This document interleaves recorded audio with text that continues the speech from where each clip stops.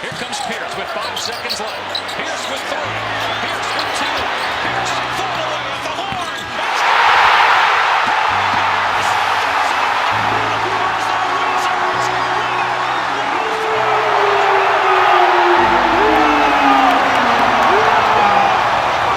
Is the Wizards' coach job in danger?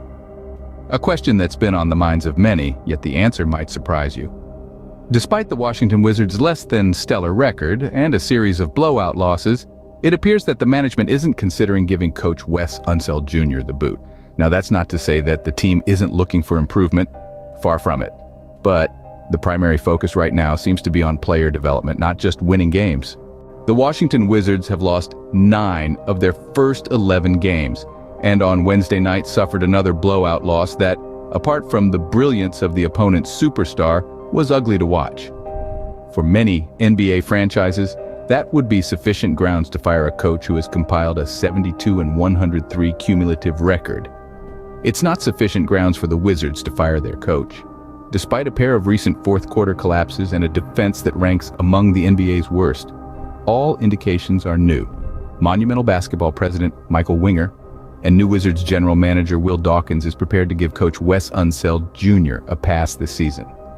Unseld, known for his scouting and coaching prowess, and particularly his defensive expertise, was seen as the new hope for a team that had struggled defensively for years.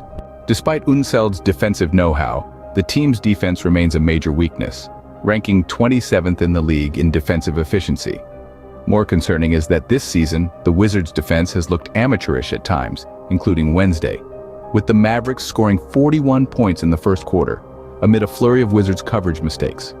The roster construction and lack of defensive-oriented players contribute to these struggles. But despite those failings, Winger and Dawkins no doubt would insist the Wizards' defense, like everything else, should be evaluated within the context of growth. But it's not all doom and gloom. Young guns like Bilal Coulibaly and Deni Avdija are showing signs of improvement under Unseld's guidance. Coulibaly, the league's third youngest player on opening night, has made significant strides since the Wizards traded up to snag him 7th overall in June's draft. Unseld already has assigned Coulibaly to defend the opponent's best perimeter scorers, giving him a valuable learning experience in a season that already has been filled with them. On offense, Coulibaly has looked increasingly comfortable, showing improved ball handling, and in the biggest surprise of Washington's season, has made 47% of his three-point tries on 3 attempts per game. Avdija entered his 4th NBA season as someone who had not lived up to his pre-draft billing as a potential difference-maker on offense.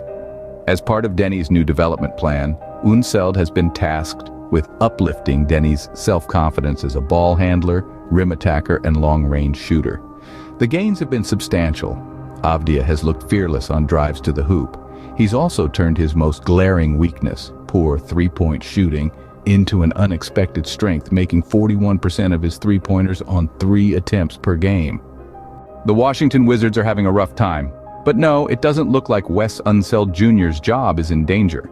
The focus is on player development and adjusting the roles of players like Jordan Poole and Kyle Kuzma in the offense. While the subpar defense might help their chances in the NBA draft lottery, it does make it hard to gauge Unseld's effectiveness as a tactician. But for now, it seems the Wizards are sticking with him. What is not certain is Unseld's status for next season. Even though the front office exercised the Wizards team option on Unseld for 2024-25, that's not a guarantee Unseld will be retained after this season. It's merely a guarantee Unseld will be paid next season.